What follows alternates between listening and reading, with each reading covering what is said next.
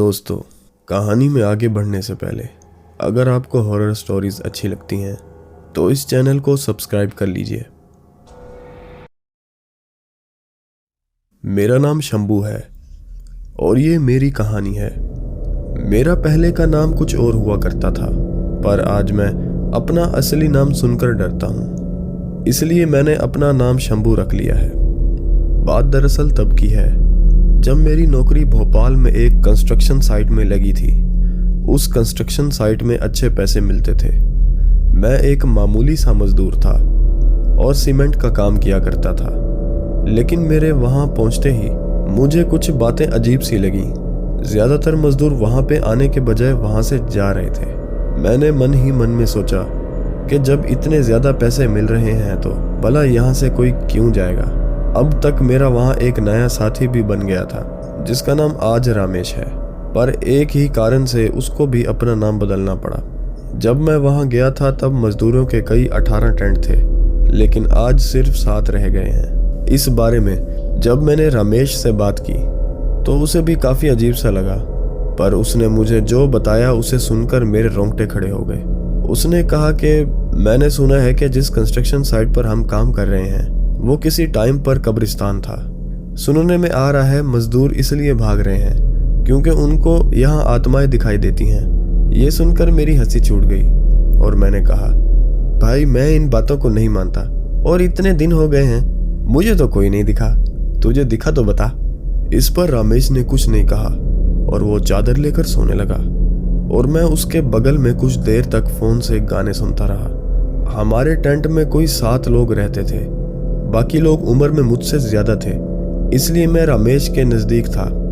कुछ दिनों तक तो सब ठीक चलता रहा, फिर कुछ अजीब अजीब घटनाएं होने लगी। एक बार तो हम लोग पूरे दिन जमीन की खुदाई करते रहे, पर अगले दिन सबने देखा तो वो जमीन वापस से भर गई थी। मजदूरों से लेकर साइट इंजीनियर्स तक सब हैरान हुए खड़े थे। बुरी बुरी अफवाहें फैलने लगी। कुछ लोगों ने तो ये भी दावा किया कि उन्हें रात में किसी ने छुआ था और वो स्पर्श किसी इंसान का नहीं था। कुछ लोगों ने यह भी बताया कि जब वो रात को हल्का होने जाते हैं तो उनको लगता है कि कोई उनके पीछे पीछे चल रहा है। जैसे वो लोग पीछे देखते हैं तो कोई नहीं होता। अपने आसपास इतना कुछ होता देखकर और सुनकर मुझे बहुत डर लग रहा था, पर घर की मजबूरी की वजह से मैं काम करता रहा। फिर वो हुआ जो नहीं होना चाहिए था। रामेश काम कर रहा था, तभी उसने ध्यान से देखा तो झाड़ियों के पीछे से एक बच्चा खड़ा था। वो बिल्कुल सीधा रमेश को ही देख रहा था।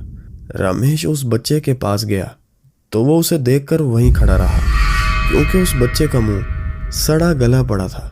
उसके पूरे शरीर से हड्डियां दिख रही थी। रमेश तो उसको देखकर डर गया और उस बच्चे के चेहरे में एक मुस्कान थी, पर आंखों में गुस्सा भरा हुआ था। रमेश उस जगह से भाग जाना चाहता था, पर मानो उसके पांव किसी ने जकड़ लिए थे। वो हिल भी नहीं पा रहा था। वो बच्चा धीरे से आगे आया और एक कागज का टुकड़ा रमेश के जेब में रख देता है और पलक झपकते ही वहां से गायब। फिर रमेश ने अपने आप को अपने टेंट में पाया, बिस्तर पर किसी मरीज की तरह। उसे यकीन नहीं हो रहा था कि वो पूरे 2 दिन के बाद होश में आया था। उसने ये सारी बातें मुझे भी बताई तो मुझे यकीन नहीं हुआ।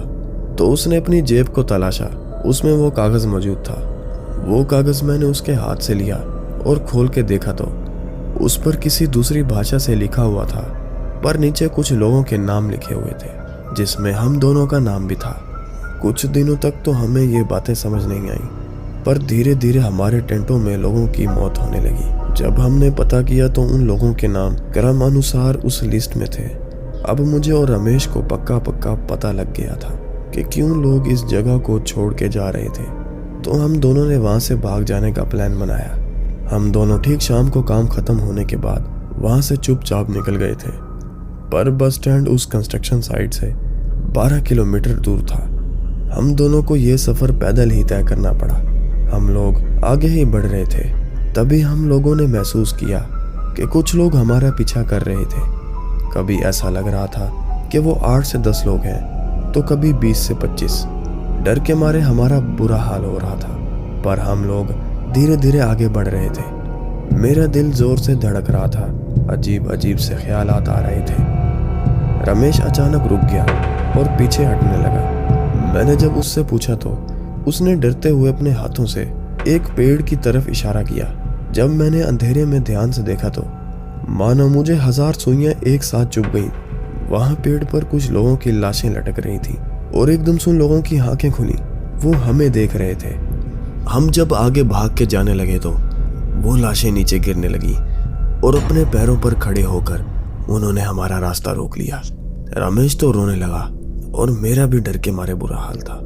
मैं अब अपना शरीर हिला नहीं पा रहा था। रमेश भी अकड़ा हुआ खड़ा था। तभी उन लाशों में से एक हमारे पास आई और आकर हमारा असली नाम लेने लगता है। मैंने अपनी सारी ताकत लगा दी ये कहने में कि मैं शंभू हूँ और ये रमेश है। ऐसा कहते ही वो लोग पीछे हटने लगे, मानो कि उनसे बहुत बड़ी गलती हुई हो। अचानक वहां काफी तेज हवा चलने लगी और वो लाशें पेड़ की ओर बढ़ने लगी। इसी बीच मैं और रमेश हिल पा रहे थे तो हम लोग फिर से बहुत तेजी से आगे की तरफ बढ़ने लगे। हम लोग जैसे तैसे करके बस स्टॉप तक पहुंच गए और वहां से निकल गए। बाद में खबर आई कि कंस्ट्रक्शन साइट पर बचे हुए लोग सारे मारे गए जिनका उस लिस्ट में नाम था। अब करीब 2 महीने हो गए थे। हम दोनों अपने घर पर ही थे, पर ना जाने क्यों हम दोनों को ही ऐसा लगता था कि जब भी हमें कोई अपने असली नामों से पुकारता है तो थोड़ी देर बाद जोरों से हवा चलने लगती है और पेड़ों से हमें कोई देखता रहता है। इसलिए हम दोनों ने अब अपना नाम हमेशा के लिए बदल दिया और उस वाकये को भुलाकर घर के पास वाली फैक्ट्री में ही काम करने लगे। चैनल को सब्सक्राइब करें और बेल आइकन हिट करें ताकि हमारी हर आने वाली वीडियो आप तक पहुंच सके।